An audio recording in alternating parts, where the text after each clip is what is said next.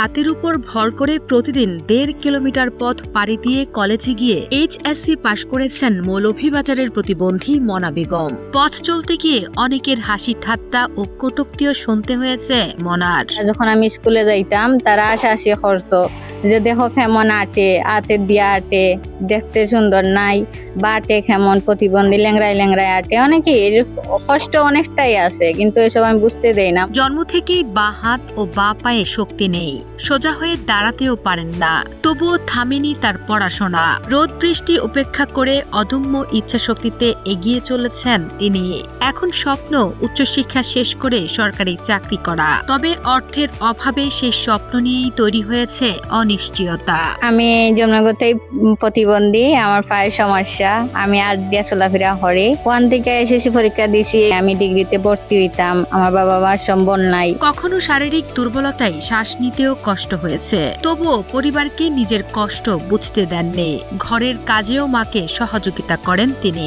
শিক্ষক ও পরিবারের সদস্যরা জানান, ছোটবেলা থেকেই পড়াশোনার প্রতি প্রবল আগ্রহ ছিল মনার। এখন ডিগ্রি কোর্সে ভর্তি হতে চান তিনি, কিন্তু ভর্তি, বই ও যাতায়াতের খরচ জোগানোর সামর্থ্য নেই মনার দিনমজুর বাবার। জরাজীর্ণ ঘরে থাকা পরিবারটির নিজের কোনো বাড়তি সম্বলও নেই। মনার মা মেয়ের পড়াশোনা চালিয়ে নিতে সহযোগিতা চান সরকার সহ সমাজের বিত্তবানদের। আমার প্রতিবন্ধী মেয়েটারে নিয়ে আমি অনেক কষ্টই আছি, লেখাপড়া করাইতে পারতেছি না, আমার অত নাই। আমারে নিয়ে হাসাহাসি করছেন, আমারে নিয়ে অনেকটাই হচ্ছে যে হাত নাই পাও নাই, তার বাদও পড়ালেখা করে, যেটা পড়ালেখা করিয়া লাভ নাই, ও গরু থাকতে হইব, গরু পড়তে হইব।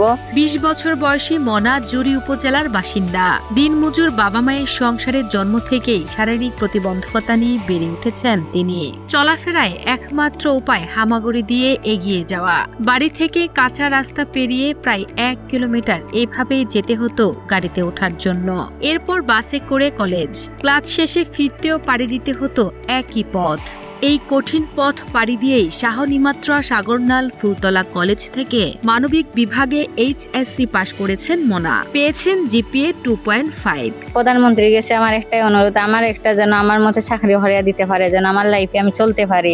সাহায্য সহযোগিতা পাই, তাহলে ভবিষ্যতে সে আরো উচ্চশিক্ষা শিক্ষিত হতে যাবে। মনার এত কষ্ট করে পড়ালেখা দেখে ব্যথিত স্বজন ও স্থানীয়রা। মনা যেন সুন্দরভাবে পড়ালেখা করতে পারেন। মনাকে যাতায়াতের জন্য একটি অটোরিকশা ও পড়ালেখার আনুষঙ্গিক খরচের জন্য সরকার সহ সমাজের বিত্তবানদের তার পাশে দাঁড়ানোর আহ্বান জানান তারা। আমাদের সরকারের যে ওর দিকে নজর দিতে হতো, খুব সুন্দরভাবে লেখাপড়া করতো। যদি আপনারা সহযোগিতা করেন তাইলে এটা সম্ভব ওনার লেখাপড়া চালিয়ে যাওয়ার।